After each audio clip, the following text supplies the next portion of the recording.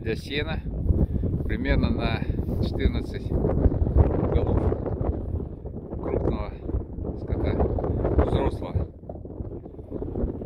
Они подходят, мы закладываем большие тюки крупногабаритные, 3-метровые, сюда два тюка, разрезаем шпагаты, убираем, и тюки остаются здесь, они их поглощают, поедают. Вот сейчас покажу. Значит, трактор подвозит, либо сверху опускает, если это возможно, либо вот эта вот сторона, вот видно, да? Вот эти вот защелки поднимаются, одна с той стороны, одна с этой стороны. Вот защелка появляется, скоба такая закрылась, и откидывается вот эта сторона длинная, и туда закладываются тюки трактора. Коровы подходят и едят. Что остается на подстилку, вот видно. Ну и они это доедают. Сегодня морозно, ночью все съедят. Коровы в целом в хорошем состоянии. Здесь коровы 4 возрастов. Мы их собрали в одно место, пока готовим другое. Вот это зимняя так называемая тырла. Вот мы находимся на возвышенности. Вот такой бугор. Вот он. И в круговую его окружает балка. Он приходит оттуда. Одна уходит сюда вокруг, вот по часовой стрелке. И вот там видно, вон где кормушка. Две кормушки стоят, перед ними балочка уходит вправо. Для чего это сделано? Это вот под прямым углом расположена ветрозащитная стенка канадская.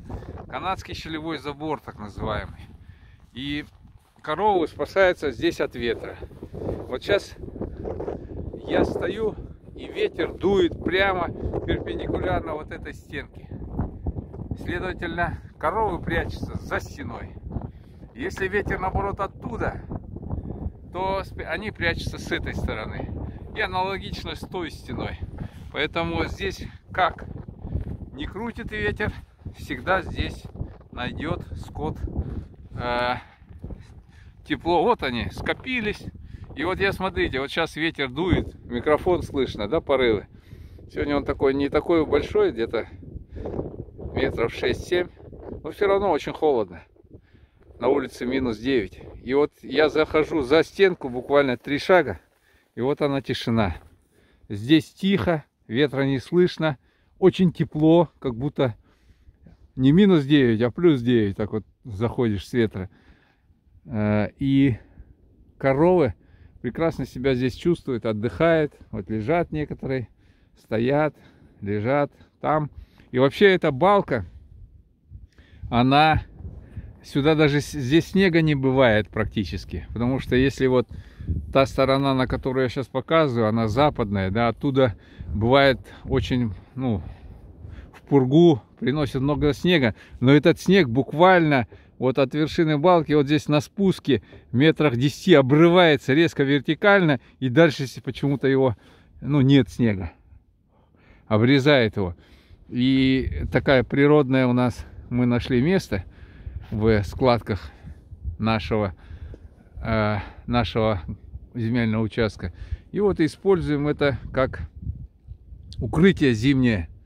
Вот так вот мы в Калмыкии осуществляем зимнее содержание наших коров, чтобы они были сыты, наедались сколько надо сена, соломы, и была у них подстилка, была ветрозащита, чтобы не терять энергию на согревание организма, а сохранять ту упитанность, которую они с осени зарядились. И сегодня у них в утробе теленок, в феврале уже они будут телиться, поэтому худеть им нельзя.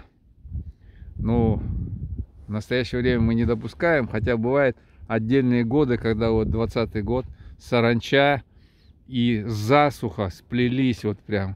Никогда такого не было, и вот мы понесли такие ощутимые потери, но на сегодня восстановились и стараемся работать так, чтобы и запасы сена были.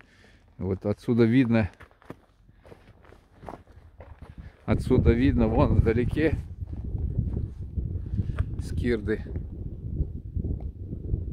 Вот так видно, да? Скирды, сена, соломы, сенажа. И стараемся сегодня...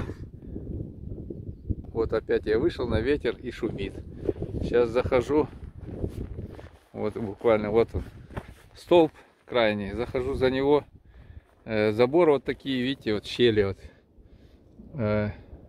Поэтому он называется канадский щелевой забор.